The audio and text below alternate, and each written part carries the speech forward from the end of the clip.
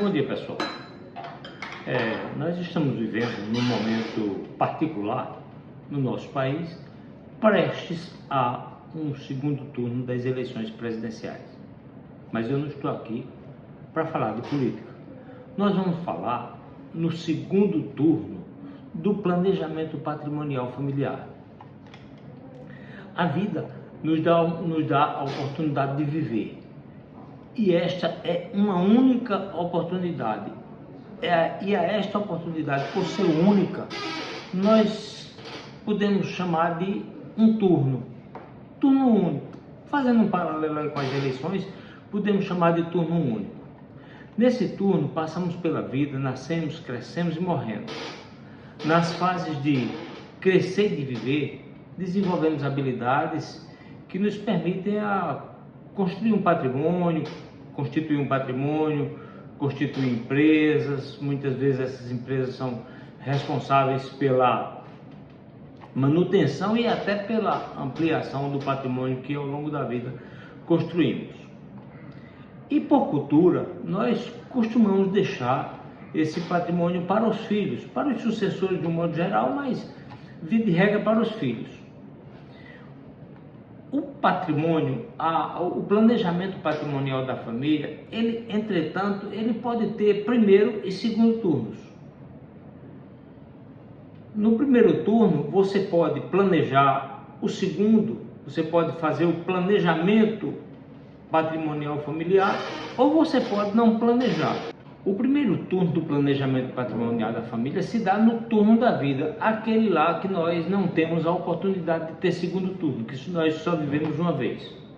Nesse turno da vida, quando há um desenvolvimento econômico, a pessoa adquire bens, constitui empresas e tem a consciência da necessidade de planejar, de ver como se dará a transmissão dos seus bens e como se dará a administração das empresas familiares no seu pós-morte.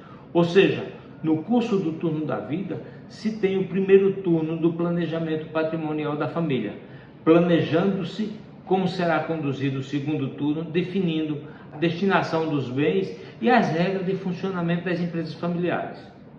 O segundo turno, entretanto, como na política, pode ser planejado ou não. E neste caso, não se tem o primeiro turno do planejamento patrimonial. Ou seja, se você não fizer em vida, no turno da vida, se você não fizer o primeiro turno do planejamento patrimonial da família, o segundo turno tende a ser um desastre.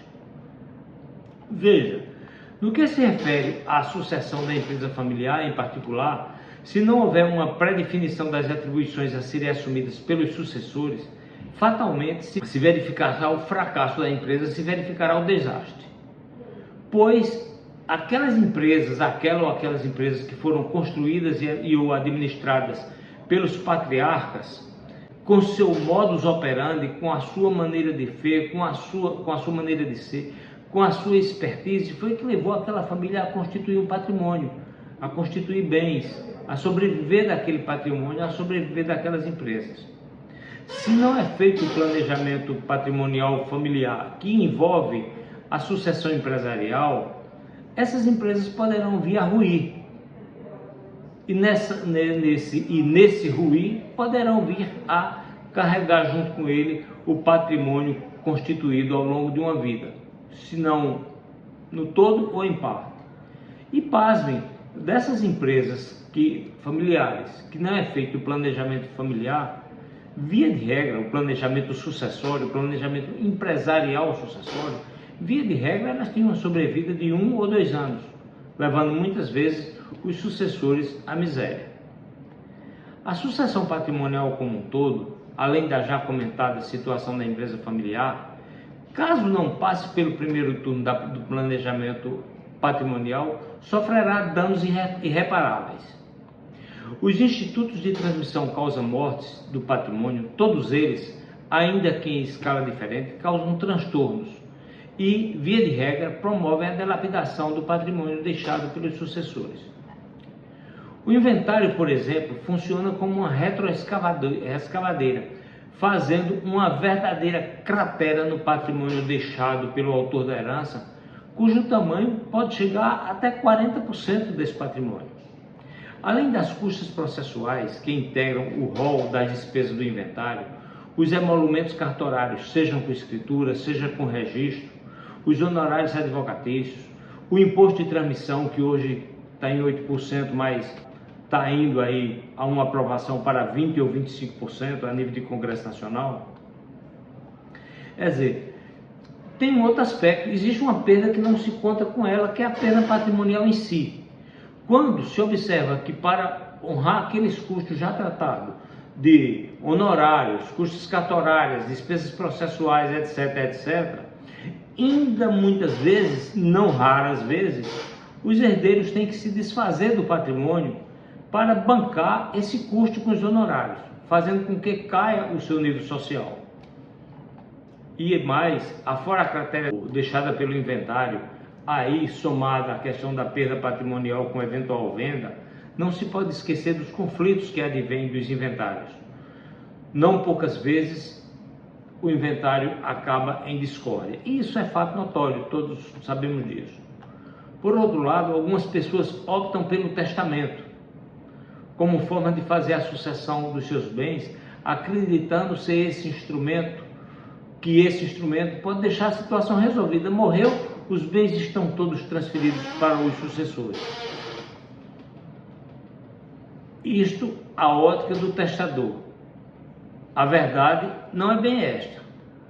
O testamento passa necessariamente pela homologação da justiça, que, tal qual o inventário, tem altos custos processuais, emolumentos cartorários e tributários, além de enfrentar a morosidade da justiça. E não raro, o descontentamento dos filhos com a partilha feita em vida pelo autor da herança, o que leva muitas vezes à decisão ser tomada pelo juiz. E essa decisão ser tomada pelo juiz acabam os bens sendo vendidos a preço abaixo do preço do mercado, e o valor do resultado da venda ser repartido aos herdeiros na proporção do quinhão de cada um. É uma perda significativa. De outra parte, o testamento também pode fazer com que os bens deixados sejam administrados em condomínio por aqueles herdeiros. E para quem mora em condomínio edilício, por exemplo, sabe como é conflituosa uma relação condominial. Então, essa forma de partilha, essa forma de divisão do patrimônio em condomínio, em cotas condominiais, realmente também não é uma boa.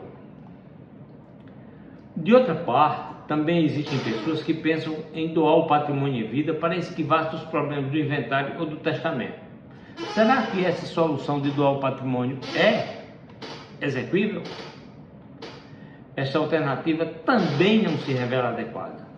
Embora não se tenha na doação os custos com honorários advocatícios e ou despesas judiciais, mantém-se os emolumentos cartorários e os tributos, que não são baixos, e o doador, consigne-se, registre, tenha isso em consciência, perde todo o poder sobre o seu patrimônio. Ainda que ficando com o usufruto, não contará mais com o domínio do bem, dele não podendo mais dispor. Assim, durante o turno da vida, é importante que se aplique o primeiro turno do planejamento patrimonial familiar, para que se tenha um segundo turno tranquilo, com vitória garantida, sem perda patrimonial, sem sobressaltos e sem desavenças familiares. Faça, no turno da sua vida, o primeiro turno do planejamento patrimonial da sua família, para que no segundo turno haja tranquilidade, paz e preservação do patrimônio e os bens sejam transferidos de forma automática. Uma boa sorte a todos.